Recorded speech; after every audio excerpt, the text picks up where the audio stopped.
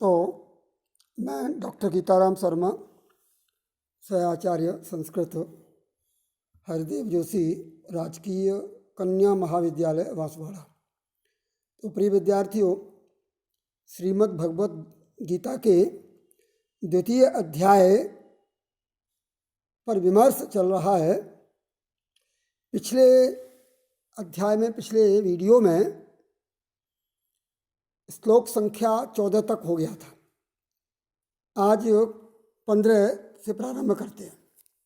देखिए, यम हि न व्यथन्ते ते पुरुषं पुरुषर्दशः सम दुःख सुखम धीरम सोमृतत्वाय कल्पते। श्री कृष्ण कहते हैं, हे पुरुष ऋषभ, पुरुष ऋषभ, पुरुष ऋषभ, पुरुषेश ऋषभ, पुरुषों में श्रेष्ठ, पुरुषों में पूज्य, पुरुषों में अभिनंदनीय, पुरुष श्रेष्ठ अर्जुन। ये अर्जुन के लिए संबोधन है। श्रीमद् भगवत गीता के संबोधन है ना, उन संबोधन से अभिप्राय हैं, क्योंकि अर्जुन का जो मन दीनता और हीनता के बोध से दबा हुआ है, उन सशक्त संबोधनों के द्वारा उस दबे हुए मन को और ऊपर उठा करके और युद्ध के लिए प्रेरित करने का उपक्रम संबोधनों के द्वारा किया गया है। इसलिए श्री कृष्ण कहते हैं, हे पुरुष ऋषभ, हे पुरुष श्रेष्ठ, यम पुरुषम, यम यम पुरुषम, जिस पुरुष को, जिस व्यक्ति को, जिस व्यक्ति को न व्यथयन्ति, व्यथयन्ति कहाँ है? व्यथयन्त्येते में संधि विच्छेद करेंगे तो व्यथयन्त एते, इको एनची से ती के ई को यह हो गया, व्यथयन्त एते, जिस पुरुष को व्यथित नहीं करते, जिस पुरुष को अस्थिर नहीं करते। व्यथा चित्त का डामाडोल होना, चित्त का अस्थिर होना, चित्त का व्यग्र होना, व्याकुल होना, यही व्यथा। तो एते एते एते के ये सुख दुख आदि द्वंद्व, बहुवचन है एतत् का, एते, क्योंकि द्वंद्वों की संख्या बहुत है। एते, ये जो सुख दुखादि, सुख दुख, आशा निराशा, जय पराजय आदि जो परस्पर एक दूसरे का प्रतिरोध करने वाले ये जो द्वंद्व है ना, ये जिस व्यक्ति को अस्थिर नहीं करते, जिस व्यक्ति के चित्त में व्यथा उत्पन्न नहीं करते, वह व्यक्ति समदुःख सुखम धीरम, ऐसा व्यक्ति फिर सुख दुख में समान भाव से रहने वाला, ऐसे धीर व्यक्ति, ऐसा शील व्यक्ति सह कौन सा? वो व्यक्ति जो व्यथित नहीं होता है इनसे, सुख दुख में धीर रहने वाले, वह व्यक्ति अमृताय कल्पते, अमरता के लिए, मोक्ष के लिए तैयार होता है, तत्पर रहता है, अर्थात बिल्कुल उसकी मोक्ष की यात्रा करता है, मुक्त हो जाता है।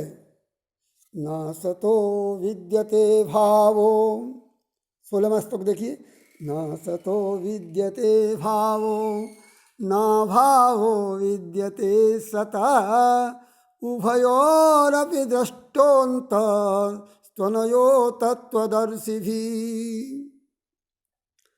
यहाँ ये बताया गया कि सत और असत है क्या।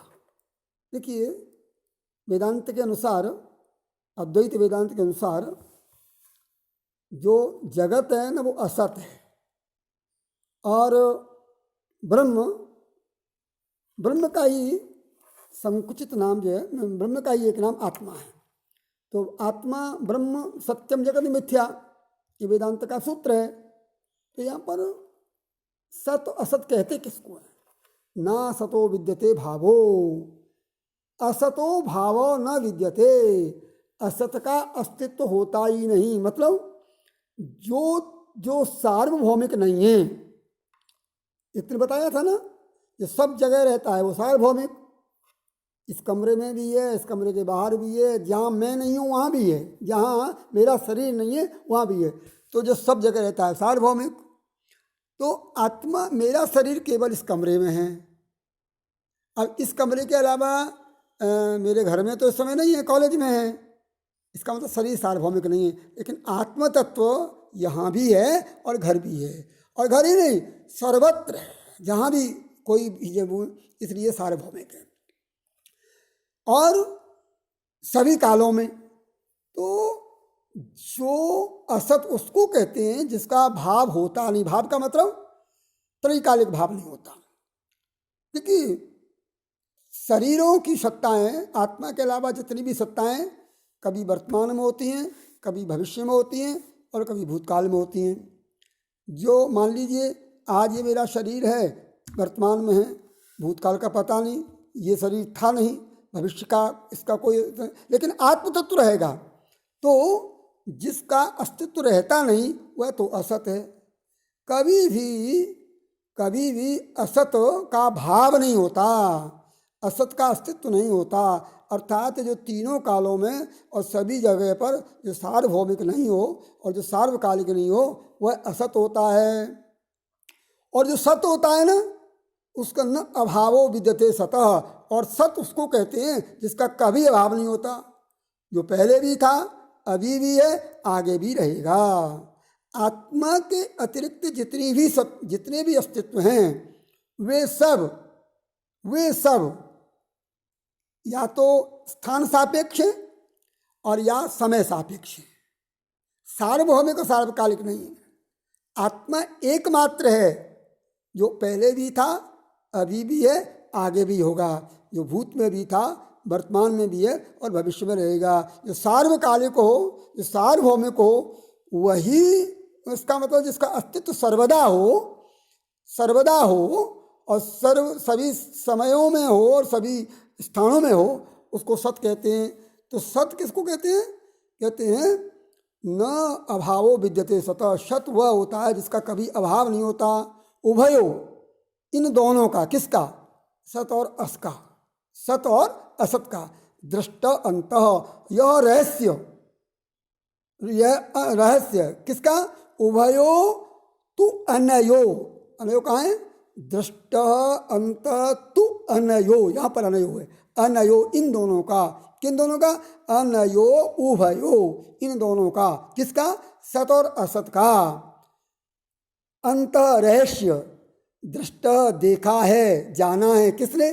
तत्वदर्शी भी, तत्वदृष्टाओं ने, अर्थात ज्ञानियों ने, जिन्होंने आत्मा और अनात्मा के तत्व को जाना है, तो उन्होंने इनका दो तत्व समझा है। आत्मा का तत्व क्या है? कि आत्मा सत है। सत क्यों है? क्योंकि उसका कभी अभाव नहीं होता।